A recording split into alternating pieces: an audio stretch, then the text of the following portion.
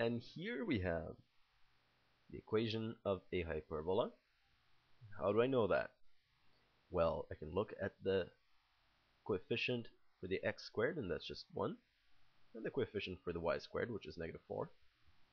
Since the coefficients are different, and the signals are also different, we have ourselves a hyperbola. Fantastic. So let's change this to standard form.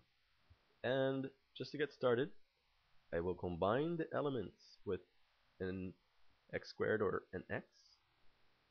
By combining, just mean pair them together, leave them beside each other. And the elements with a y squared or a y, I'll do the same thing. This 4 looks better than the one before. Then I'll just add 39 to both sides of the equation. 0 plus 39, 39. Okay, now we can complete the square. And in this part, I can already add a number over here that will complete the square for x squared plus 2x. And what will that number be? We're going to take the 2, we'll divide it by 2, and we'll square it. 2 over 2, 1. 1 squared, 1. So we will add a 1 over here, and add a 1 to the other side of the equation. Now over here, before I complete the square for this portion, I'll need to factor out a -4.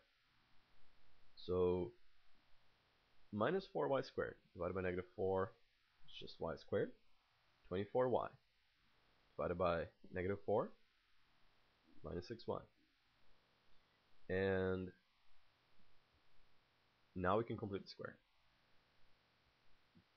What number can we add over here to complete the square? Well, let's take the -6. We'll divide it by 2. And we'll square it. -6 over 2, -3 squared, 9. So add a 9 to this side of the equation. We still have, actually 39 plus 1 is just 40. And because I added a 9 over here, I'll add a 9 to the other side of the equation, but I'll multiply by -4. And of course, what we had here just comes down, and I can actually factor this right away. X squared plus 2x plus 1 can be factored into x plus 1 squared. Right? It's just a perfect square trinomial. So how did I get this 1? You can just take the 2 and divide it by 2. 2 divided by 2 is 1. There we go.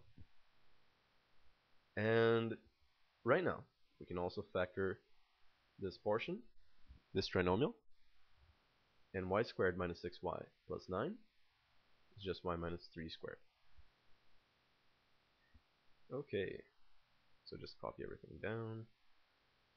And on the other side of the equation, we have 40. Now, 9 times -4 is -36. 40 minus 36 is just 4. Great, so now we can just divide both sides by 4. Because for standard form, we want a 1 on the other side of the equation for hyperbolas and ellipses.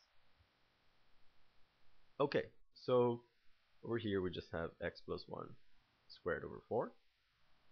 -4 over 4, those cancel out.